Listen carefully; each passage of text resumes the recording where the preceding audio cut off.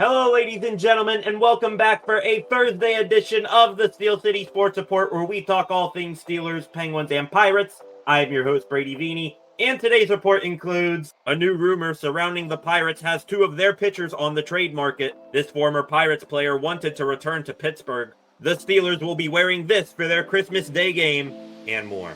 As always, please be sure to like, comment, and share this video, as well as subscribe to the channel. Now let's get into the first news story of the day. A new rumor surrounding the Pirates has two of their pitchers on the trade market. Usually during the MLB's winter meetings, rumors about teams circulate like crazy for the entire week. This year, that wasn't the case for the Pirates, as nothing has really been said about them except for the late Tuesday night trade for Spencer Horwitz. Now, one big new rumor has risen involving the Pirates trading from their pitching staff again. According to the Pittsburgh Post-Gazette's Noah Hiles, the Bucs have made right-handed starting pitchers Mitch Keller and Jared Jones available for trade. Hiles reports that league sources told him the Pirates opened up to the idea of trading Keller on Monday, with Jones also being mentioned as available on Tuesday. Like I said in yesterday's edition of the Steel City Sports Report, the Pirates have one of, if not the deepest pitching surplus in the entire MLB. Pirates general manager Ben Cherington sold from that surplus on Tuesday night, sending out two top 20 pitching prospects and a decent starter in Luis Ortiz to acquire first baseman Spencer Horwitz. If Cherington is willing to move out Jones and/or Keller, then a much bigger bat should be coming back to Pittsburgh, and it maybe opens up the door for the Pirates to sign highly sought international free agent and right-handed pitcher Roki Sasaki, who is looking to go to a small market team.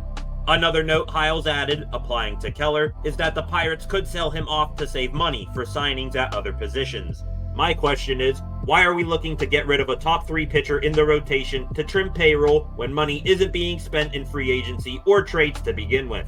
Money has already been saved by trading away Luis Ortiz, and the payroll for this year's team is projected to be smaller than that of last year.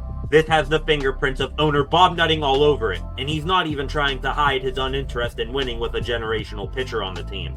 With that being said, I think it's an appropriate time to bring up this old quote, and one of my favorites, from ESPN MLB insider Jeff Passan from a couple of months ago in reference to Nutting. Why aren't you going out and getting better players? Why don't you sign Christian Walker or Pete Alonso or someone this winter to go and be a part of the core of that lineup long term? Why are you always playing for short term with little money? Why do you have an $86 million payroll to open the season when the rest of the sport at the top has $300+ million? How do you continue to exist as a Major League Baseball owner who theoretically wants to win a championship and do so pinching pennies? In the end, I put the chances of Keller or Jones being traded at around 10%, but it's still frustrating that the Pirates are still looking to save money while not even sniffing the $100 million payroll mark. During the most opportune time to spend money, with the best pitcher in baseball and the National League Central Division at its weakest state, Nutting will do nothing. I would say sell the team, Bob, but you have no shame in your sick enjoyment of disappointing the fans. This former Pirates player wanted to return to Pittsburgh. As I just mentioned again in the previous segment, the Pittsburgh Pirates on Tuesday acquired first baseman Spencer Horwitz from the Cleveland Guardians. In a little over half a season with the Blue Jays main club, Horwitz hit pretty well, and he now joins his former hitting coach Matt Hague in Pittsburgh. As the Bucs hope Horwitz can break out as their everyday first baseman in 2025, a former Pirates first baseman said he could have returned to Pittsburgh. At the MLB's winter meetings in Dallas, Texas yesterday, Pirates beat writer John Parado said he ran into free agent first baseman Josh Bell, with Bell telling Parado that he thought there was a chance of signing back in Pittsburgh before the Horwitz deal.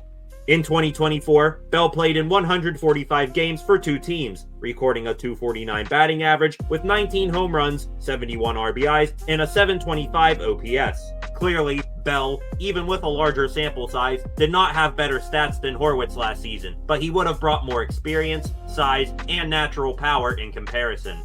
With Bell saying that, who knows? Maybe we can fill some holes bringing back Starling Marte and Charlie Morton, who have been reported as available. What do you guys think of this? Would you have liked to see Bell return to the Pirates in 2025? Let me know in the comments below.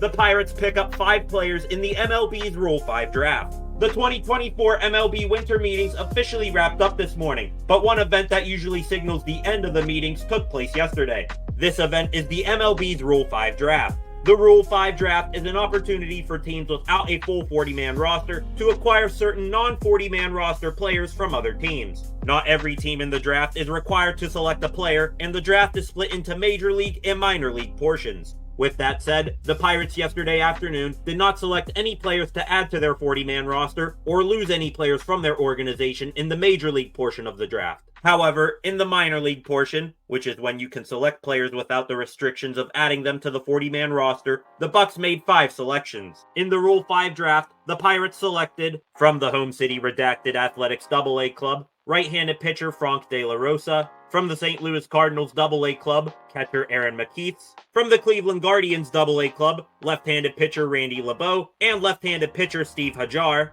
and from the New York Yankees Florida Complex League club, outfielder Yoel Mendez. The Pirates also lost 3 players in the minor league portion of the draft, losing single-A right-handed pitcher Darvin Garcia to the Boston Red Sox, double-A catcher Dylan Shockley to the Atlanta Braves, and Dominican Summer League outfielder Isaiah Dupre to the Philadelphia Phillies. Right now, the Pirates have 34 players on their 40-man roster, and without selecting any players to the 40-man in the Rule 5 draft, the last 6 spots must be filled through signings and/or trade acquisitions.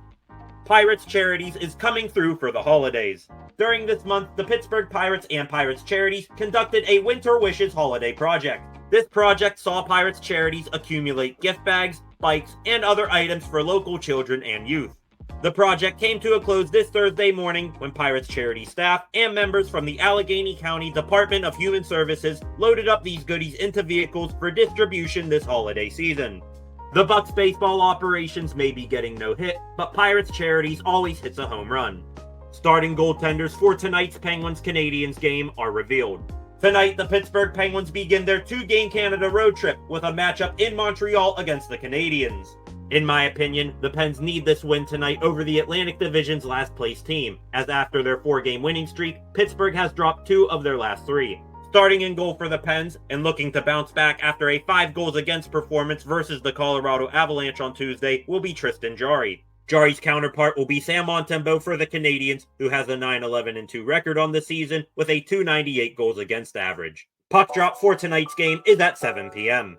And finally, the Pittsburgh Steelers will be wearing this for their Christmas Day game. We are just under 2 weeks until Christmas Day, and Steelers fans from around the world will get the present of watching their favorite team in action live on Netflix. With the black and gold taking on the defending Super Bowl champion Kansas City Chiefs on the most joyful day of the year, the NFL sent the Steelers and the 3 other teams playing on Christmas a memo yesterday regarding an addition to their uniforms. According to ESPN NFL insider Adam Schefter, starting next week, the 4 teams playing in the NFL's Christmas Day slate, the Baltimore Ravens, Houston Texans, Kansas City Chiefs, and Pittsburgh Steelers, will wear holiday-inspired uniform patches for Week 16 and 17. Okay, fine. They'll all be wearing a patch with the NFL logo and candy canes. I thought the NFL was actually going to do something cool and have the teams wear special Christmas-themed uniforms. Oh well, that was me overestimating. And with that, ladies and gentlemen, that wraps up a Thursday edition of the Steel City Sports Report. Again, please be sure to like, comment, and share this video, as well as subscribe to the channel. Thank you all for watching, and I will see you guys back here tomorrow with some more Pittsburgh sports news.